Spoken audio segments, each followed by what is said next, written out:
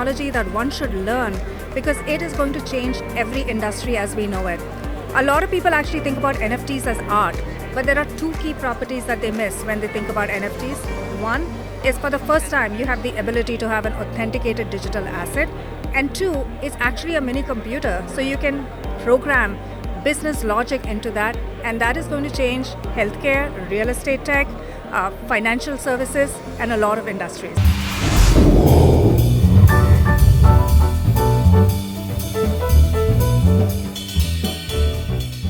Hello everyone, we are at the IT Bay Area conference with none other than a very hot woman, Kirthiga Reddy. And she's hot from different perspectives, not just her killer looks, but also she is the first woman who is the investing partner in SoftBank for over $100 billion funds. And she has been the first Facebook employee who has been the managing director in India as well. And before that also, in some of the leading companies, she was the first director engineering. So she has always been the first woman, first in her position. And you're seeing here, she's a hot shot and a biggie here. Welcome to YoIndiaTV with me, Jasleen, Khanuja. How's the feel overall? Jasleen, it is such a pleasure to be here. We are here at, I think, the first in-person IIT Bay Area conference since the pandemic, and the energy is electric. The topic is reshaping the world in transition, and I could not believe that there could be a better theme. The world is seeing technology disruptions at the magnitude that it has never seen before. So excited about the theme, excited about the energy and all of the discussions, both in the conference room and, as you can see, outside the conference room. I think there are more people outside the conference room than inside. No, when you were speaking, I saw it was house full. I strongly believe that we are in the midst of so many technology transformations, and all happening at the same time at just an unprecedented scale, something that we have never seen before. Many of those topics you have covered today, whether it's AI, whether it's sustainability, quantum computing, Web3, 5G, everything is all happening at the same time. I had the privilege when I was an investing partner with SoftBank Vision Fund to see many of these trends firsthand, first row seat. I led SoftBank's first quantum computing investment, and the last investment that I led there, I deployed about $1 billion for them, 2 new unicorns, 3 companies publicly traded, but my last investment there was, not surprising given the topic of my conversation today, was an investment in a metaverse NFT crypto play. And it was then that all the builder urge in me came to the forefront. I was getting flashbacks of being employee number 1 for Facebook in India. We had less than 8 million people on the platform when we started operations in India. We had less than 100 million people on the internet in India, right? And fast forward to today, by which, by the way, we're not talking about a lifetime, we're talking about 10 years. We have about more than 600 million people. So that's what I vision for where we are now with Web3 and NFTs and what we're going to be talking about a decade from now. And I could not be more excited to share what drives my excitement. You talked about NFTs today. That was the topic of the day, and you were encouraging people to invest. So tell us a little more about the governance aspect that everyone is scared of. Yeah, you used a very important word. You said, Kirthiga, I am asking people to invest. I actually am asking people to get more curious about NFTs. Mm-hmm. So I would actually shift it from quote unquote investing to get to know more about NFTs, because NFTs actually, like cryptocurrency, is the underlying mechanism, but NFTs itself is a technology that one should learn because it is going to change every industry as we know it. A lot of people actually think about NFTs as art, but there are two key properties that they miss when they think about NFTs. One is for the first time you have the ability to have an authenticated digital asset, and two, it's actually a mini computer, so you can program business logic into that, and that is going to change healthcare, real estate tech, financial services, and a lot of industries. What if I told you that I envision that when my children get their degree certificate, I have a senior in high school now, when she walks up to get her degree certificate, when she does her graduate degree, she may get this piece of paper as she walks up the stage, which is the proverbial certificate, but Our actual degree certificate will be an NFT that's validated on the blockchain. No longer will one have to go, today I have to go to my garage, find my degree, get it notarized and send it over. That's not going to be what happens. What if I said NFTs were going to be the basis of how, you spoke about sustainability earlier today, and NFTs are going to be the basis of how carbon credits are tracked and traded, how water credits or any of the other aspects of sustainability. It's going to have NFT as the basis. What if I said that if the next time Shawn Mendes is touring in the Bay Area, instead of me going to Ticketmaster to buying tickets there, and by the way, Shawn Mendes just cancelled his tour in September, and kudos to him for calling out that he's doing it for mental health reasons. Just huge kudos, and I look forward to welcoming him back the next time. But let's say that when he comes back next, I don't need to go to Ticketmaster to buy a ticket. I buy it directly from his team, his organization, and Shawn Mendes and his team actually can track where did that ticket go, who was it sold to, who was it resold to, instead of every different place where the tickets go to now. And they can also say that, hey, anytime someone does a resale, if you bought it for $100, you sell it for $300, the artist gets a percentage back of the royalty, and that is built into the system, and there's no intermediary in between. I think you have already, mastered it. A lot of techies are into it. A lot of people are still understanding the concept. As you said, they should be more curious. What is one key thing or one key benefit that you would like to share with the viewers for NFTs? So, if I build on what I just said, the fact that for the first time you have a unique, authenticated digital asset, one, and two, you can build in business logic, right? The most immediate examples of where people are using NFTs, and there's large consumer bases, three of them actually. One is in actually the art and the collectibles. There are people trying to make the Mona Lisas in the digital world, and there's a whole stream there. Two, gaming is a great example of where NFTs are being used.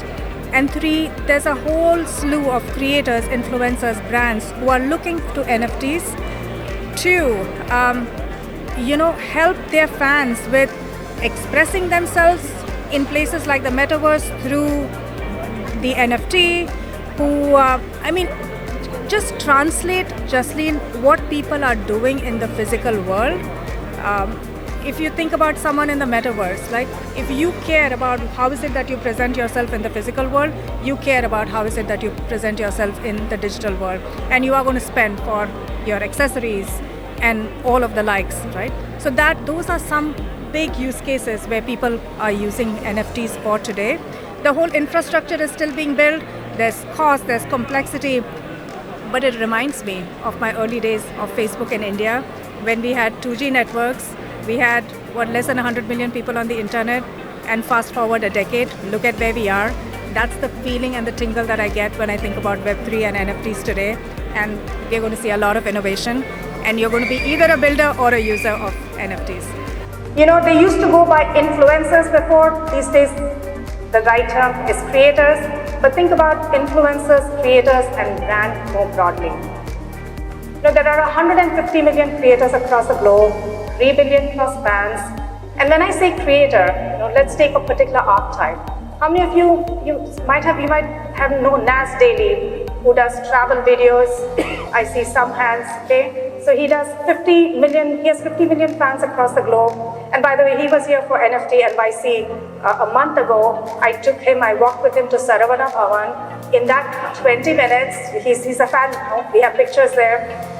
In that 20 minutes, it was surreal to me to see how many people across nationalities, across age groups, from a 9-year-old girl to someone who I knew from the VC industry from Arizona, to like a 60-year-old man, who came up and said, "Oh my God, are you Nas? Can I take a picture? Can I take an autograph with you?" So the connect that people have with these influencers is quite surreal. So what is Nas using it for? He wants to use it for his VIP membership access. He wants to use it for trading cards. I was in Target 2 weeks ago. There is a whole wall of trading cards, and people who buy, sell baseball cards and the like. For someone like Nas, for him to get his trading cards in the Targets all across the globe is very difficult. But for him to be able to come and do 1,000 NFT collection drop of trading cards, and for his fans in Tanzania and the US and the UK to be able to buy it, it completely changes the dynamic of who he can reach and how effectively he can reach them with authenticated digital assets. But when people misuse these funds, because there isn't a lot of answerability, accountability involved in here, right? People are not paying taxes on it. Those who are reaping money are actually becoming rich. Some of them have, grown millionaires overnight. Others have also lost the battle and have become bankrupt. Some have used it for illegal activities like terrorism or money laundering. So there is a lopside to it as well. What is your perspective? It's a great question. And with every technology, there are the benefits of it. There always technology can also be misused, and we have seen that with every technology transformation. And I do think it behooves each one of us as founders and entrepreneurs, and from the regulatory perspective, to act really fast and to really think about what are the worst cases and proactively tackle those aspects. So I do believe there needs to be more regulatory oversight into this whole world, because that's the only way that it can grow. And we just need to proactively hit it head on so that we can make the most of the good while tackling the dark side of these technologies. So hopefully, again, we have sparked some questions.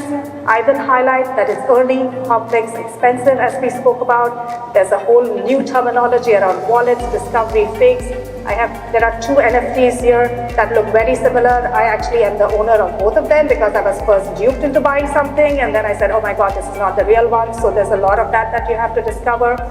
But what I will end with is just, as we look at any technology transformation, I think just approaching it with humility and curiosity is so important. And right here are some predictions by some very famous people, where Andy Grove, someone whom I admire a lot, said that the idea of a personal communicator in every pocket is a pipe dream given by greed. I'm going to take, and this was just like, again, a decade or so ago, and I can take a poll as to how many people don't have a cell phone with them. But so let's approach this industry with humility. Think about all the places that those properties of NFTs can transform healthcare, financial services industry, real estate. And I will close with my favorite quote, also from Andy Grove, where he said, market share is won and lost at times of disruption. This is a massive technology disruption. May I tell you, she is the only woman, Indian American woman, who rang the Nasdaq bell, and it was a moment of pride for all of us. How was your feel, and how did you get to that point? So I was at the NYSE bell, and again, I feel fortunate that between the NYSE and the Nasdaq bell ringing, I've been there 5 times over the last 12 months. 3 of them were with my portfolio companies, and it was really exciting to celebrate their success. One was when I was part of the first all-female, all-immigrant SPAC management team earlier this year. And I was there yesterday and I had the honor of ringing the bell for Women's Equality Day, also in the context of a social impact initiative that I spearhead and incubate called Ladder, which is about 10 million moms. We have a huge mid-career drop-off of women. I mean, we are here at the IIT conference. IIT is actually getting to almost parity in the classroom, which is phenomenal to see.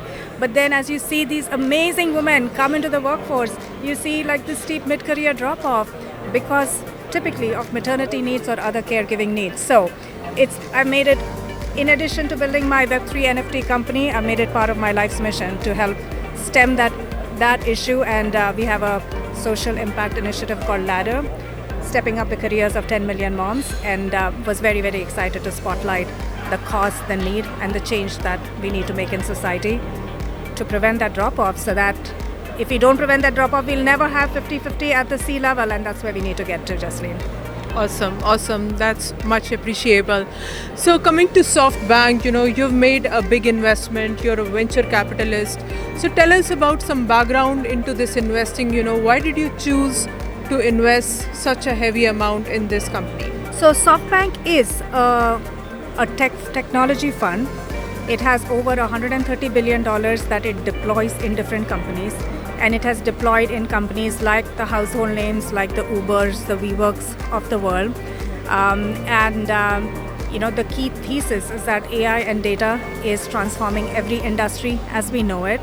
And I had the privilege of being, as you said, the first female investing partner there, deployed about $1 billion for the firm, managed an overall portfolio of about $5 billion, saw 2 new unicorns, 3 companies publicly listed, I led just some of the topics that were discussed in the conference today. I led SoftBank's first quantum computing investment, and my last investment there was actually not surprising given the topic that I spoke about today, was an investment in the crypto NFT metaverse company. And I'm so excited that I'm now jumping back into co-founding. So that's when the builder urge in me came right back to the forefront, and it reminded me, it gave me flashbacks of being employee number 1 for Facebook in India and all of the technology-driven transformation and the impact on people, businesses, economy. So excited to jump back into co-founding in the Web3 NFT space. Truly, and we are so very proud of you. So as an Indian American woman, what are the challenges you personally faced being a woman, not being from IIT? I know that you're from Stanford and other great universities, but you have reached this level. You have made big investments now. You just mentioned you rang the bell 5 times, not a small thing. And you're representing so many different organizations in so many different capacities, wearing multiple hats at the top of the hierarchy, I would say. So, regarding your challenges as a woman coming to this level, what would you say? Someone asked me recently. They said, Kirthiga, the challenges of being a woman and diverse, does it reduce as you get more senior? And I said, I know that that's what you want to hear from me, that it does, but unfortunately the answer is no, because your challenges, it's like going to the gym. You just get stronger and the problems get more complex, but the problems of diversity remain. It is so important that we tackle a ton of unconscious biases just head on, where people make assumptions about your ability, your drive, your ambition. What I have found to be most helpful is surrounding myself by people who believe in me almost even more than I believe in myself, whether it's my incredible husband of 27 years who is that person who pushes me, supports me, or my children who do the same for me, and just surrounding myself also with incredible women who are all there to uplift each other, share our common challenges, and figure out how is it that we can amplify each other, Jasleen. That's wonderful. So you love positivity and you try to avoid or stay away from negativity. I think that's a lesson we can all learn, Yeah, right? I've learned to tackle negativity head on. I think 10 years ago, I would not be able to go up and say, listen, I think I felt that I wasn't heard in that meeting. I felt that, I said something and you just spoke over me or did not really hear my point. Now I have the ability to say, hey, wait a minute, I don't think you have heard my point of view. Can we make sure that we discuss this as well? And it is an evolution. And I think I've also just learned to use my voice more often. And I think one message that I would give for everyone, man or woman, is that we each have so much power in the ability to use our voice. And it's almost more than we think possible. So use your voice for causes and ideas that you really believe in. That's wonderful. Really appreciate, and thank you, Kirthiga, for your time in speaking with YoIndiaTV. Truly a pleasure. Jasleen, YoIndia has been at the forefront of so many innovations here in Silicon Valley, and it's very exciting to be here in the context of this fabulous IIT Bay Area Leadership Conference. Thank you. Thank you.